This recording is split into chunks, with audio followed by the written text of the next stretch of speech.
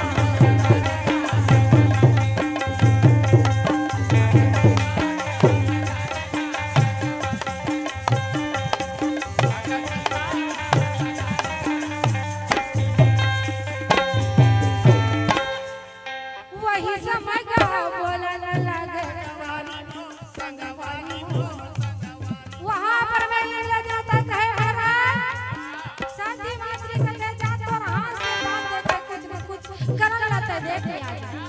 ऊपर हाथ ऊपर है नीचे हो तब यौरा था तेरे ऊपर लाई संगवारी मोहन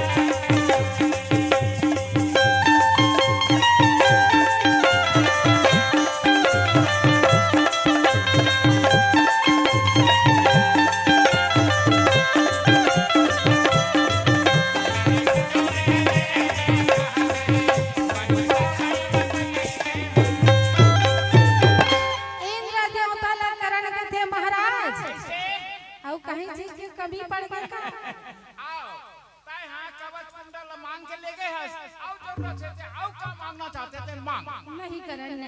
नहीं मोला कुछ नहीं चाहिए पर एक ठन बात है कैसे आप बोल रहा था जमीन के अंदर धसत धसत गड़त गड़त जाते नहीं दो चार जन लेबर में भेज देता हूं जेसीबी भेज देता हूं वो सब हम जेसीबी आई है बाबा चलावे के थी जेसीबी हमर दाई हाइड्रो चलावत रही। अच्छा हां हमर दादी मां और हमर बाबा हां जेसीबी चलावा इंद्र देवता ला कथे करन हां कि दो चार जन नौकर चाकर ले भेज देता हूं रापा कुदारी ले धर देता छोड़ के निकाल दी जी नहीं करान वैसा कर लज्जित मत कर मैं कुछ न कुछ तो दान दे बराए करन वही समय मां इंद्र देवता बोला सुन ले वे राजा मोरे मेरा बदन का मन करे मोरे राजा जमीन सुन ले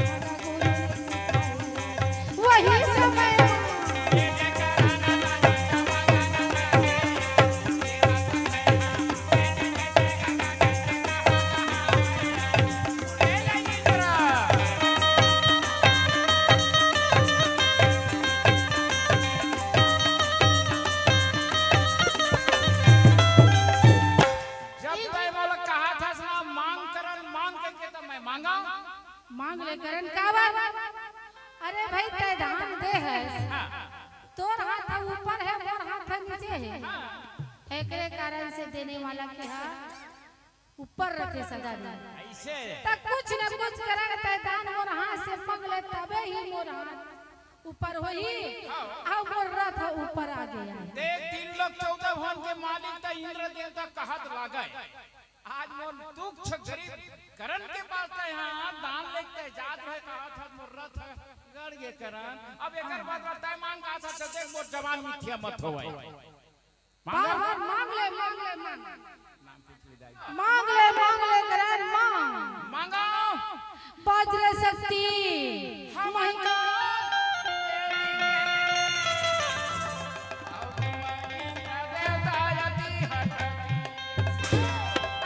जिद्दी करत हस महाराज तो तो मैं आपसे वज्र शक्ति नाम के बाण दान में पावा। ये तो बड़ा कर रहा मांगदरी ये करन तो लोग वज्र शक्ति नहीं दमने कहा था मैं देवत हूं पर एक बार तय चलावे दूसरैया कहूं लालच करे तो वज्र शक्ति मोरे पास आ जाए। मोरे पास ये तो जही राजा मोरे पास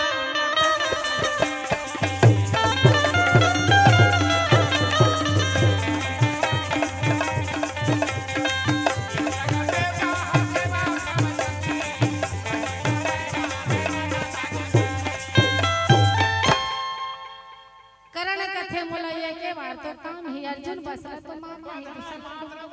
बस ले दे दे तो वहां पर मैं इंद्र देवता रहे तो वज्र शक्ति नाम के बाण दान में दे अब वज्र शक्ति नाम के बाण जब दे के बाद में वापस आ गया अर्जुन पास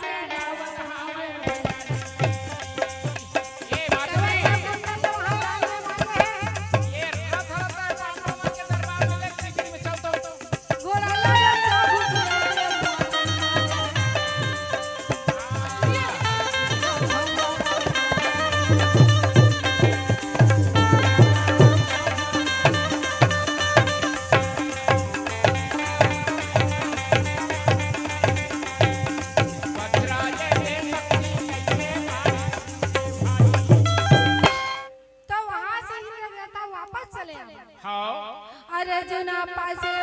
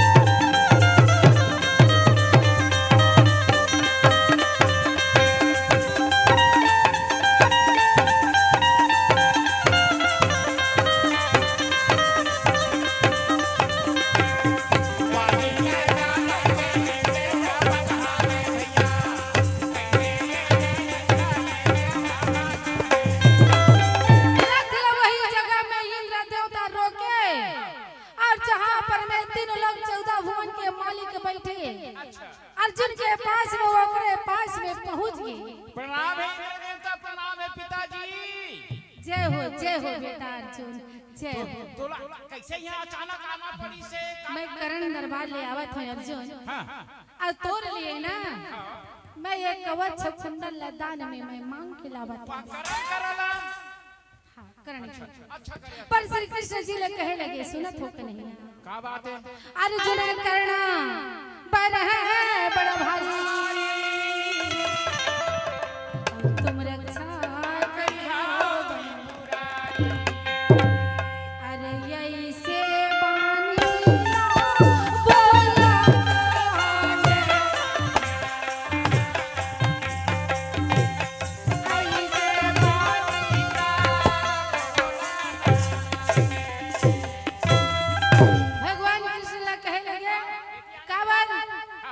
के महिमा जानत रही। जे समय 7 वर्ष के रही इंद्र देवता कृष्ण बोले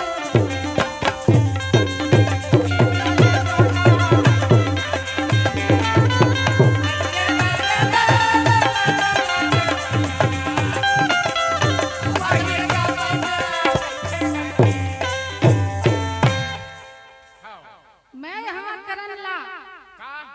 वज्र शक्ति नाम के बाण दान में दे। ओ कर चिंता मत कर, इंद्र देवता मोर रहा तो अर्जुन करने पर है बड़ा भारी, तुम रक्षा करियो बनवारी काबर तोला भाग लागे मोर बेटा अर्जुन। कोई समय कृष्ण जे समय 7 साल के रही से एक समय इंद्र देवता के पूजा गोप ग्वाल करे है ना। और जब कृष्ण जी जन्म लेके आई से ना तो ओकर महिमा ला छोटेपन के जानत रही के साल के रही जी जे समय हां छोटेपन में रही से बाल अवस्था 13 दिन के पुतना नानी वध करे अघासुर त्रिनासुर कागासुर एकर मन के बगला करे कि नहीं? ओकर बरबट्टी साफ नहीं होती तेल बखर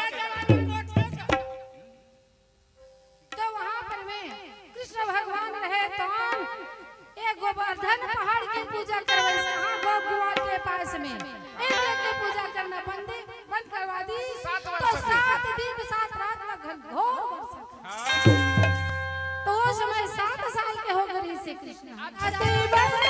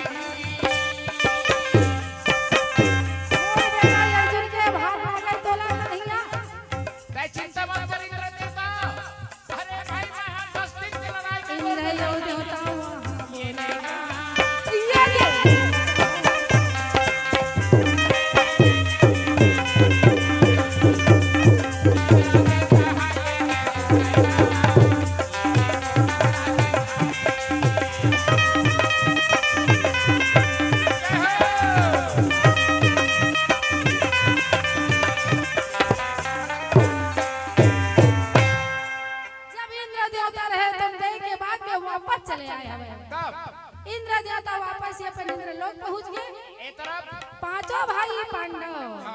सौ भाई कौरव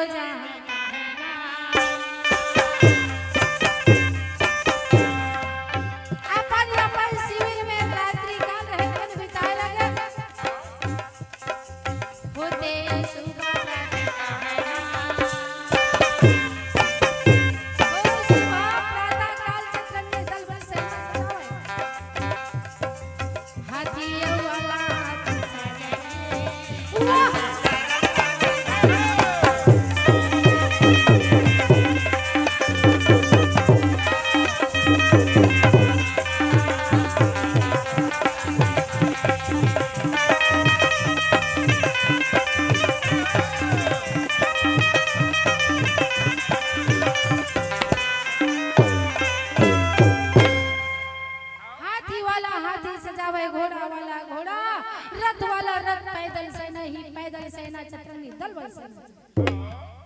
रोज की तरह राजा धर्मराज रहे दुनिया पर हाथी ले सजाए लगे आवे